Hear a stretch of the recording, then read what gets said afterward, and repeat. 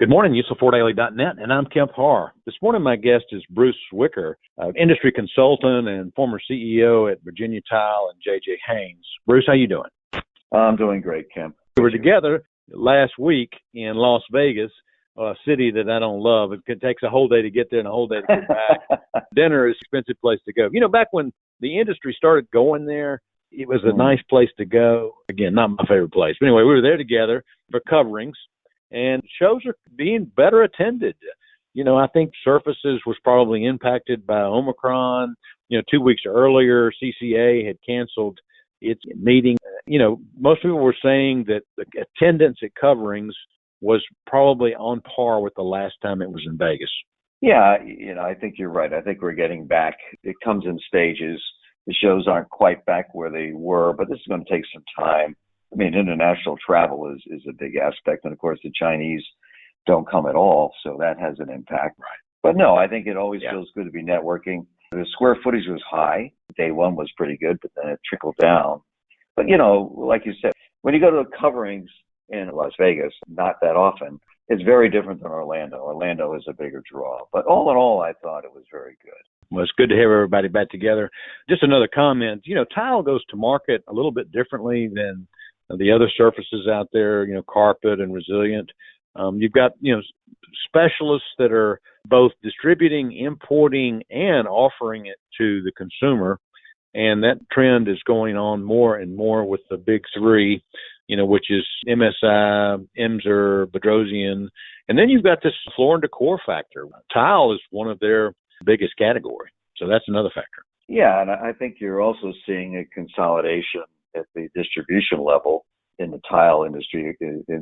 It's happening in others, not just tile. But, we've seen the work of Platinum, Paramount Global Surfaces, acquiring Happy Floors and Ceramic Techniques, and then most recently Stone Source. And there's plenty more deals going on. I'm aware of one that I'll be connected with myself, which hasn't been officially announced, but was talked about at coverings. So I'll wait for the announcement. But yeah, there's a lot of changes going on in the industry. And I think you're right with the three big ones in floor and decor and then the consolidation on top of that. Another big factor is the source of tile. Last year, imports were up even more than normal. And over 71% of what was consumed last year was imported. And yet when you go to, say, Portobello's booth, you and I both commented on this, that they were very busy. They're building a plant in the U.S. And as Eric Astrachan, the head of the Tile Council, said, now's a great time to have a domestic plant based on all the logistics issues, right? Yeah, I had that conversation with Eric as well. I mean, he was very keen on promoting people to build plants in the U.S. And yes, the Portobello booth, I think, because it was so well staged with their plant coming on stream in a while here. Was a great decision to make back then. And on top of that, you've got the issues from Europe in terms of the supply. So Ukraine war exacerbated what was already the case, which was the energy issue. And now you've got the issue with Ukraine clay.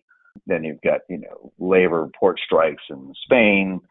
So all of a sudden, domestic supply or supply from South America, which for the moment is where Portobello would be sourcing from, those people will be getting a lot of attention. Tile, I think, announced an increase of 5 to 15% on their imports. There's price increases, certainly in that 15% range, coming in from some of the European suppliers. And some of those price increases have been delayed simply because they can't get the product on a ship. So domestic production, and we've seen that happen in LVT, haven't we? So, there's more plants being built in the U.S. And in general, this redomestication butterfly effect that started with the Chinese tariffs is clearly underway, not just in the U.S., but we see it here in particular. So let's talk about consumer with more expensive inflationary situation. They may start pulling back a little bit, but the builder market is pretty strong and the commercial market continues to build steam. So still probably going to be a good year in the flooring business for 2022, wouldn't you say?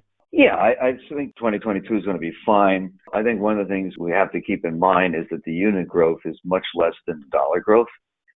We saw that in 2021 because of all the price increases across all the categories. And now in 2022, when you look at the growth, some of that is the dollars that year-over-year basis from 2021. So I think the unit growth will be in modest single digits. If we get into high single digits, that's going to be pretty good. I mean, the residential remodel, the forces post-COVID should keep it going, and it keep going until it doesn't keep going. Flooring being a high-ticket discretionary item, I mean, sooner or later that does start to slow, but, steady as she goes for now. And on the residential new, I mean, there's a lot of forces that are creating the demand for it. We've got governors on that related to labor and material inflation, and now we've got interest rates. So I think it means we're not going to see the surge that we've seen sometimes in the past, but we'll see kind of a steady sort of growth in that for the time being.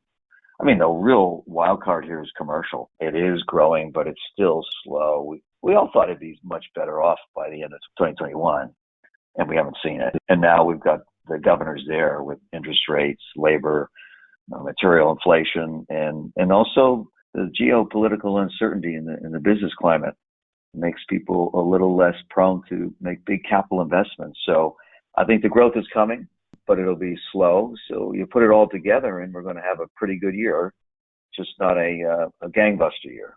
So I saw you last week in Vegas, and I'm going to see you again tomorrow in Tampa, right? NWFA? Absolutely. We'll be there. Many of the same issues, don't they? Good Lord. AHF, it seems, has risen. If you go back to 2018, is sort of the undisputed leader in the industry, and now they're owned by Paceline, so we can only continue to see more growth, and they're diversifying their product line and market segments. Interestingly, in contrast, we've got AFI. We all know they got a 30-day extension. I think most people thought it might just go bankrupt, but obviously there's people who are interested, and which is why it's been extended. There's talk that maybe there would be some kind of deal put together where the company could be sold and then broken apart in pieces. I guess we'll just wait and see what happens. They're doing a good job of keeping a lid on what their options are. So I am interested to hear, and we're going to know, I guess, within the next 30 days, right?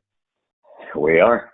Okay. Well, I'll see you tomorrow in Tampa. Again, been talking to Bruce Zwicker, an industry consultant, and you've been listening to Kemp Harr and FloorDaily.net.